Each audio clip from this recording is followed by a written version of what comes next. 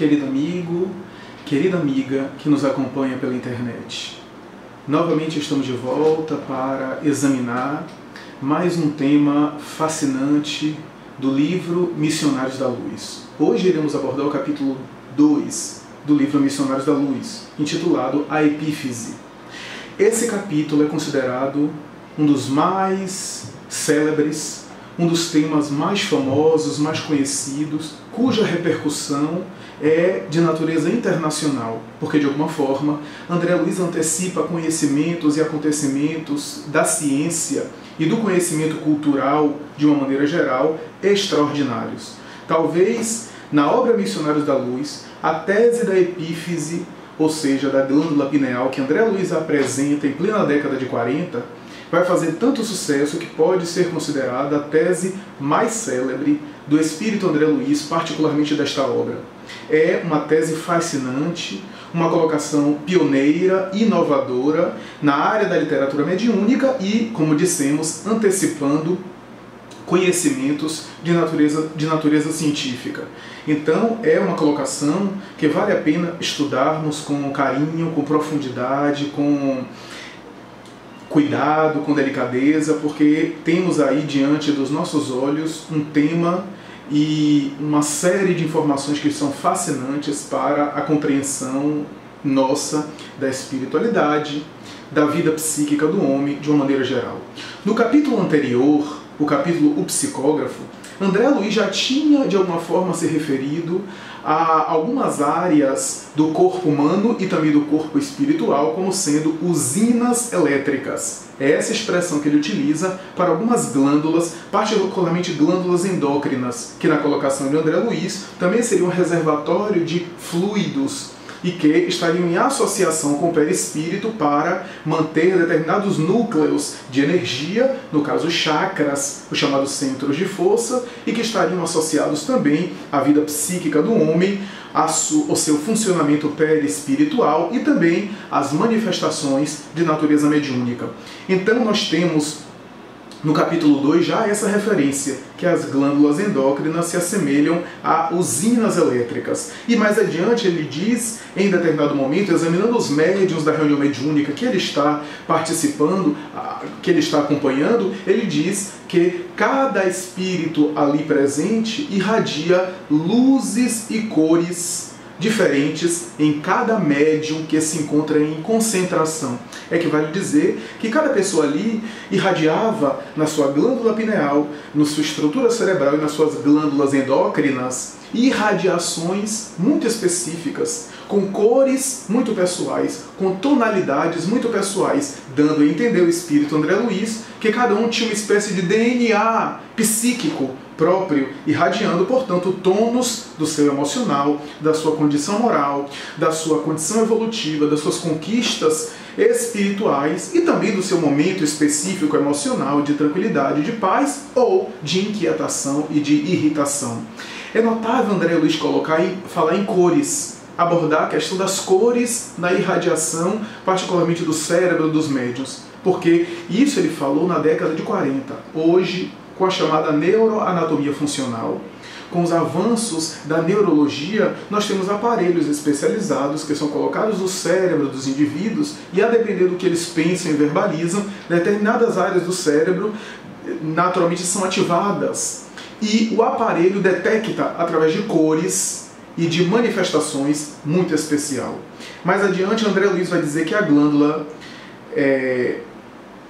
pineal apresenta uma série de funções e que vale a pena nós examinarmos. É uma glândula minúscula e que transforma-se em um núcleo radiante, diz André Luiz. E em derredor, seus raios formam um lótus de pétalas sublimes. Essa é a expressão que ele usa com os médiuns em concentração, que a glândula se transformara em um núcleo radiante com raios que formavam lótus de pétalas sublimes. Mais adiante ele diz que em todos os médiuns a glândula apresentava notas de luminosidade, mas em nenhum brilhava como no intermediário que estava em serviço, no candidato mediúnico com perfil para a tarefa mediúnica, com comprometimento, com a dedicação. Naquele médium, a pineal brilhava de uma maneira especial. Notemos que André Luiz está se referindo ao brilho da pineal, e não do corpo espiritual. É que vale dizer que a própria pineal, que é uma estrutura orgânica, física, uma estrutura, portanto, um departamento, portanto, físico, o nosso corpo também tem irradiações que nós, encarnados, não percebemos. Enquanto estamos no corpo, na matéria, nem sempre percebemos essas irradiações. André Luiz está relatando a percepção dele como desencarnado de irradiações psíquicas e fluídicas do corpo. Ele não está se referindo a irradiações e fluidos do perispírito. Então essa informação é fantástica e fascinante, porque sugere que também o nosso corpo vibra, que também nós irradiamos determinadas manifestações psíquicas e que são percebidas pelos seres desencarnados, particularmente aqueles que têm uma percepção mais aprofundada. Então, é algo que chama a atenção. André Luiz vai receber a seguinte orientação do espírito Alexandre, o instrutor. Não se trata de órgão morto, segundo velhas suposições, prosseguiu ele. É a glândula da vida mental. Essa expressão de André Luiz sintetiza a função da pineal, da glândula pineal. É a glândula da vida mental. É essa informação que André Luiz, em plena década de 40, traz à baila da cultura mundial, da cultura internacional, para as nossas discussões. Até então, a glândula pineal não era considerada pela medicina, não era considerada de grande importância. Na época, era considerado um órgão vestigial, à semelhança de um apêndice, que segundo alguns seria o vestígio de um rabo ou de uma cauda que o ser primitivo deve ter utilizado e que foi perdendo ao longo da evolução. Então seria um órgão vestigial, um vestígio da evolução, sem nenhuma importância, sem nenhuma significação relevante, e que não traria nenhum benefício ou não teria nenhuma função específica, senão a sua manifestação, sua aparência ou seu aparelhato anatômico, fisiológico, sem nenhuma importância. Era essa a velha suposição da medicina. Por isso que ele diz, não se trata de órgão morto. Ele está, de alguma forma, chamando atenção e de alguma forma fazendo alusão aos conhecimentos da medicina da época, que só chegaram a se transformar e a reconsiderar as funções da glândula pineal muitos anos mais tarde, por volta de 40 anos no mínimo mais tarde. É natural pensarmos que a glândula pineal, sendo essa glândula da vida mental, está associada, por exemplo, aos fenômenos de natureza mediúnica. A mediunidade, portanto, como diz Allan Kardec no Livro dos Médiuns, é uma certa predisposição orgânica, diz ele. Se é uma certa predisposição orgânica, é porque, embora a faculdade seja da alma, como todas as faculdades são da alma, a inteligência, a memória, mas que o corpo reveste de células para se manifestar. É que vale dizer que a faculdade é da alma, mas precisa de um aparato orgânico, de um aparato neurológico, de uma dimensão física para se expressar. A inteligência é da alma, mas precisa do cérebro para se manifestar. E assim por diante. Então, nós temos aí a colocação de Allan Kardec, uma certa predisposição orgânica. Quando André Luiz faz alusão à glândula pineal, falando mais tarde nesse mesmo capítulo que é a glândula da vida mental, da vida psíquica, e que estaria associada inclusive aos fenômenos de caráter mediúnico, aos fenômenos de forma ou de natureza mediúnica, André Luiz está nos informando que essa talvez seja a dimensão orgânica que Allan Kardec recebeu dos espíritos. É uma certa predisposição orgânica, mas que não pode aprofundar na época dele, e que André Luiz agora desdobra e complementa essa informação com a sua análise a respeito da glândula pineal. É que vale dizer que a glândula pineal, de alguma forma, confirma a assertiva de Allan Kardec de que é uma predisposição orgânica. A faculdade mediúnica e os seus sintomas refletem no corpo do médium. Os estudiosos hoje asseveram que há sintomas físicos de queda de pressão, de arritmia, de mudança de temperatura. Narra o Dr. Jorge Andréia, o psiquiatra, que Tchaikovsky, o notável compositor russo, cujas melodias românticas e emocionais tanto nos sensibilizam até a alma, tanto nos envolve, os seus balés, os seus concertos, as suas sonatas, as suas obras maravilhosas sensibilizam e deslumbram multidões. Narra Jorge André dos Santos que Tchaikovsky, no momento em que estava escrevendo, compondo, nos seus momentos de intuição, de inspiração, ele chegava a ficar de febre. Às vezes, chegava a cair de cama, tombar no leito de febre em altas temperaturas. Era talvez um sintoma da sua inspiração divina, um momento de grande intuição, de grande fervor, onde estaria talvez em sintonia com o mundo espiritual. Essa é uma colocação que nos faz pensar a respeito da obra fascinante de André Luiz e desse capítulo em especial que ficou mais famoso a respeito da epífise, talvez a teoria ou o conceito de André Luiz mais célebre e um dos mais importantes de toda a coleção dos livros de André Luiz é esse conceito, nós consideramos o conceito que ele traz a respeito da glândula pineal. Vamos agora dar um breve intervalo, vamos dar uma pausa agora, para logo mais voltar e desdobrar esse tema fascinante.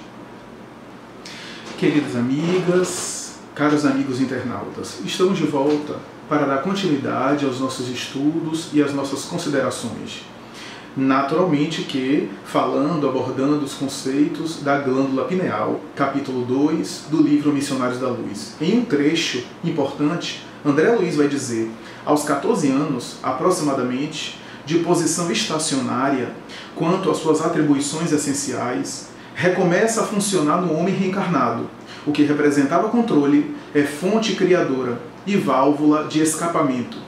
A glândula pineal reajusta-se ao concerto orgânico e reabre seus mundos maravilhosos de sensações e impressões na esfera emocional.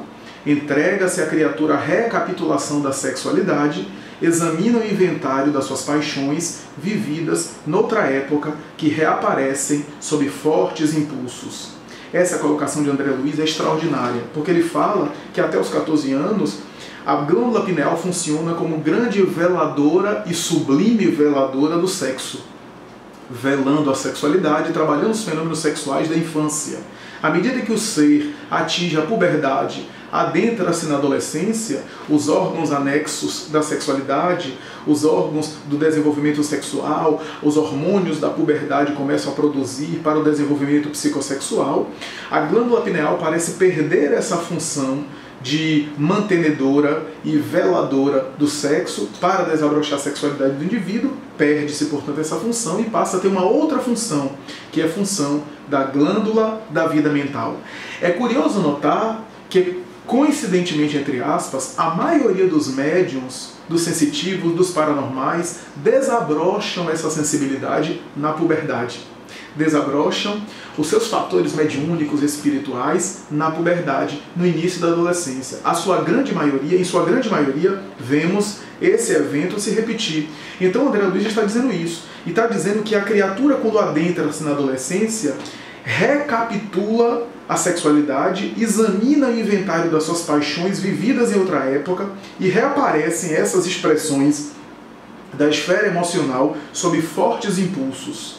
É curioso notar que Allan Kardec perguntou aos espíritos no item 385 qual é a razão da mudança que se opera no caráter do indivíduo em certa idade, especialmente ao sair da adolescência. É o espírito que se modifica?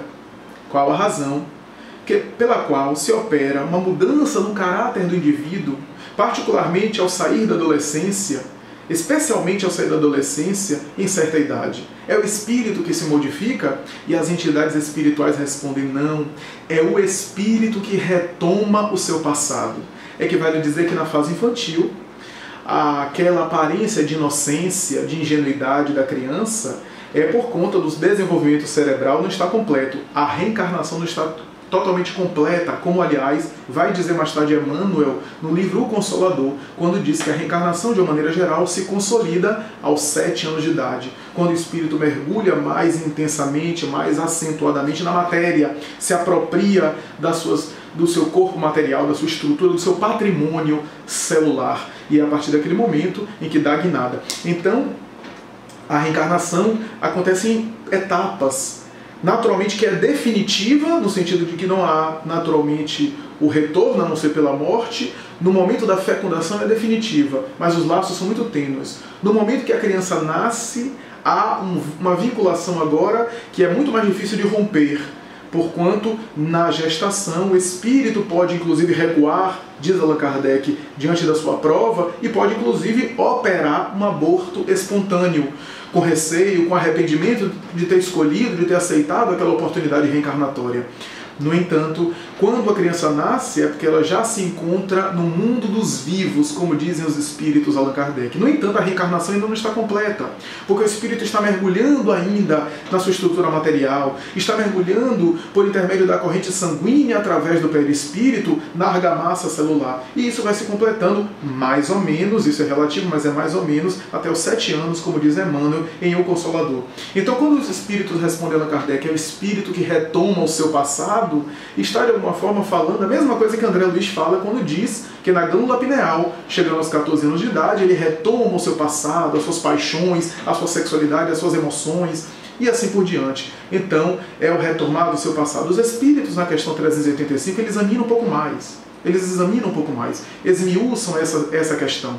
Manuel Filomeno de Miranda, na obra Temas da Vida e da Morte, examinando a questão da reencarnação, vai voltar a essa questão dizendo que, embora que a reencarnação atinja a plenitude no início da puberdade, a partir mais ou menos dos 14 anos, a Federação Espírita Brasileira, então, questionou Filomeno de Miranda a respeito da tese de que o espírito estaria naturalmente mergulhando na matéria e completando a reencarnação mais ou menos aos 7 anos. E ele vai dizer que não está naturalmente em contradição essa questão. Não há uma contradição com relação ao completar a reencarnação aos 7 anos, mas que naturalmente ele queria dizer que atinge a plenitude da reencarnação, no sentido de estar totalmente apropriado do seu processo reencarnatório a partir do momento em que ele chega, por exemplo, na adolescência. Então essa é uma questão muito interessante que vale a pena nós examinarmos com uma certa unção, uma certa atenção aqui. Em Temas da Vida e da Morte, a Federação Espírita Brasileira diz assim: consultado o espírito Filomeno de Miranda, esse esclareceu, por intermédio de Divaldo Franco, que mesmo terminado aos 7 anos o processo reencarnatório, este se vai fixando lentamente até o momento da transformação da glândula pineal na sua condição de veladora do sexo. O processo reencarnatório, conforme Emmanuel, encerra-se aos 7 anos de idade. No entanto, ele vai se fixando e vai se desdobrando mais quando o indivíduo adentra na adolescência, a glândula pineal perde a função de veladora do sexo. Ali, o ser está integral, digamos assim. Ele, de alguma forma, está totalmente integrado na matéria. Ele não tem mais algumas paixões adormecidas, vem tudo à tona. E naturalmente que a sua vida vai depender também da sua conduta moral, de dar valor a determinadas paixões, de resgatar algumas virtudes e assim por diante. São notáveis essas informações, porque, embora na época de André Luiz, como dissemos, a glândula pineal era considerada apenas um órgão vestigial, mais tarde um pesquisador de Yale, da Universidade de Yale, vai constatar, essa é uma das primeiras pesquisas na década de 60, se não me falha a memória, vai conseguir perceber que na glândula pineal havia uma altíssima concentração de melatonina. Essa substância que está associada aos ciclos circadianos, aos ciclos de vigília, de sono, aos ciclos biológicos, aos ritmos biológicos do indivíduo, particularmente do sono. E se percebeu que essas altas concentrações de melatonina seriam responsáveis por esses ciclos. A glândula pineal, portanto, passou a ser olhada de maneira diferente a partir dessa pesquisa, que deve ter sido uma das primeiras, se não a primeira pesquisa, a respeito da glândula pineal. Os círculos circadianos. Percebeu-se que, no escuro, o nosso corpo produz a melatonina, que é responsável, inclusive, por esse ciclo e pelo sono, pelo adormecimento. No claro, em função da nossa retina captar a luz artificial ou luz solar, a quantidade de melatonina diminui. há uma diminuição na produção de melatonina. Então, dando a entender aí a questão. Mas o que é mais importante e mais interessante é que as pesquisas avançam constatando aquilo que André Luiz disse na década de 40, que a melatonina parece estar associada ao controle dos impulsos sexuais.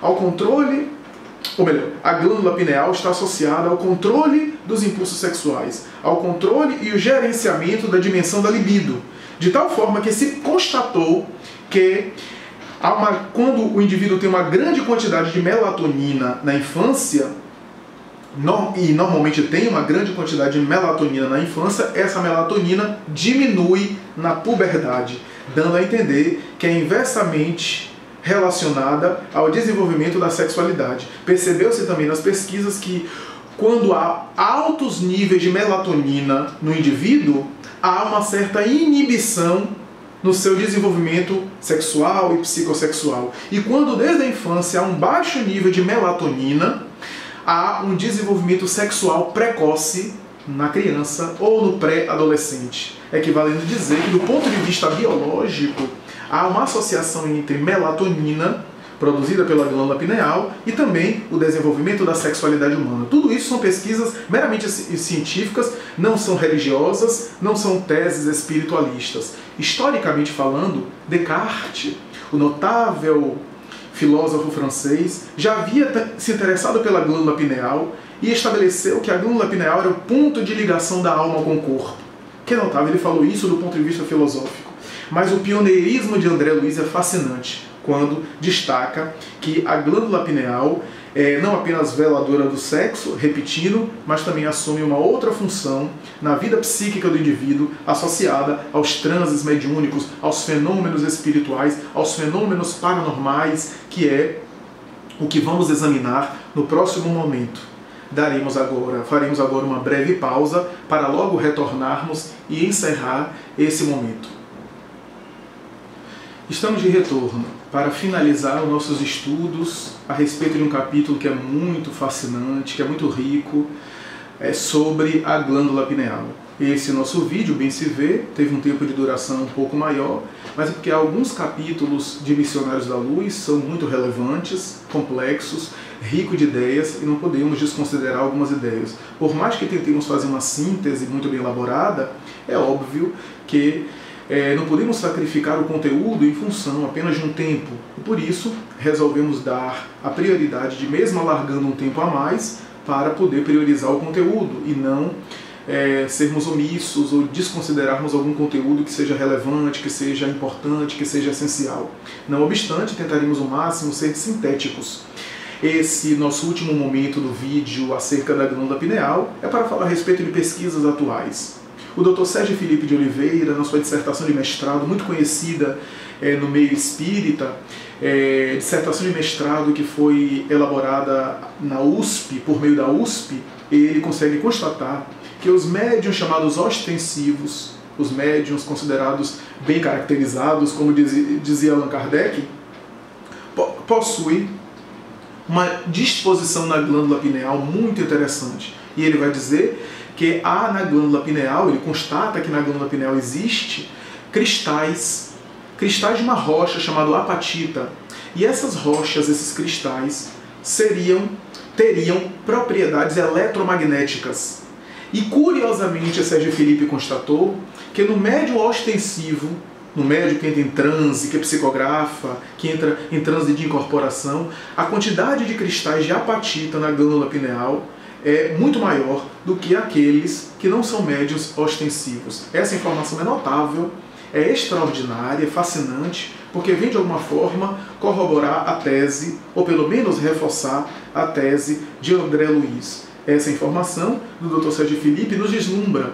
Curiosamente, no entanto, além dessa experiência do Dr. Sérgio Felipe de Oliveira, psiquiatra, nós temos também pesquisas, por exemplo, na neuroanatomia funcional, pesquisas, por exemplo, com religião, com pessoas em meditação, com pessoas falando o nome de Deus, de espiritualidade, de religiosidade, como é o caso das pesquisas de Michael Persingen na tomografia com emissão de pósitrons e mais tarde de fótons, ou então, mais tarde, Vilayanu Ramachandran, o notável psicólogo indiano, um dos que defendem, um dos autores da chamada célula espelho, teoria da célula espelho, uma teoria famosa a respeito do autismo. Esse psicólogo indiano também, que pesquisou a religiosidade do ser humano, o indivíduo falando Deus, Maomé, Alá, hóstia, ressurreição, reencarnação, Buda e assim por diante, e determinada área do cérebro era ativada, justamente a glândula pineal. Mais tarde, a doutora Dana Zohar, professora de física da Universidade de Oxford, e mais tarde tornou-se psicóloga, também se interessou por essas experiências essas que Vilayanu Ramachandran chamou a área da glândula pineal de o ponto de Deus.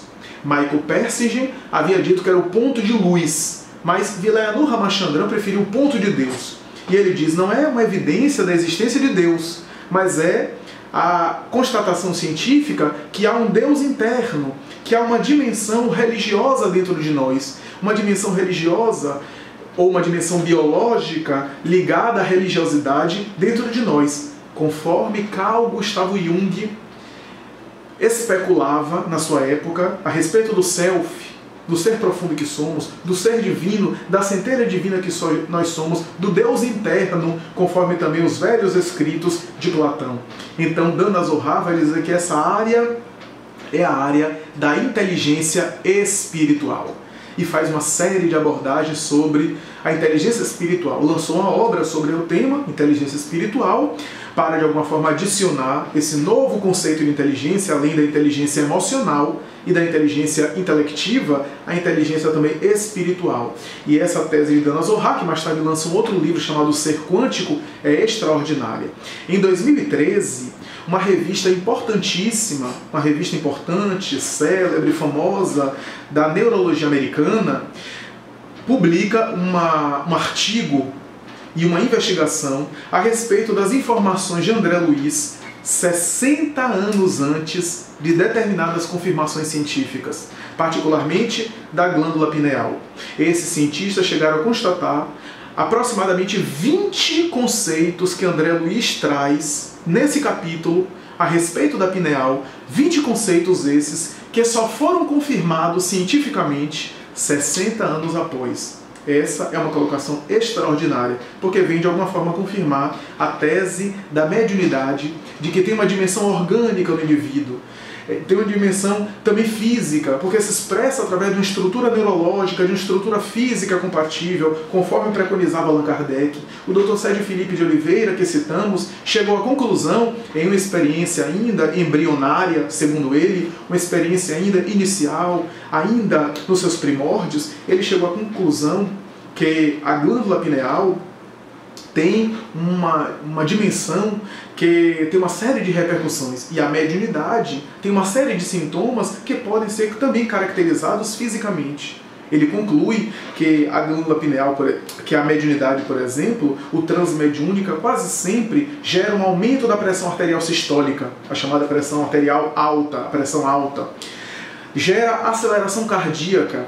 Ele constatou que durante o transe, porque ele tem feito experiências com médium em transe, o indivíduo entra num estado em que há um aumento do fluxo renal, uma queda da taxa de glicose, alterações epileptiformes, que vale dizer que o cérebro do indivíduo funciona como se tivesse uma crise de epilepsia, só que ele não está em um transe epiléptico, ele não tem epilepsia, os médiums em geral, e que, do ponto de vista psicológico, há uma série de alterações de comportamento, como, por exemplo, alterações emocionais. O indivíduo é um cidadão convencional, não se trata aqui de depressão, de transtornos da emoção, de distúrbios de ansiedade, mas o indivíduo é um indivíduo normal, um cidadão normal, mas ele senta na sala mediúnica, concentra, entra em transe e vem raiva, vem ódio, ou vem vontade de chorar, que ele sabe que não é uma vontade sua, porque ele não tem motivos para chorar, ele não está sentindo a necessidade de chorar, mas os olhos derramam lágrimas, um choro que ele sente que não é seu.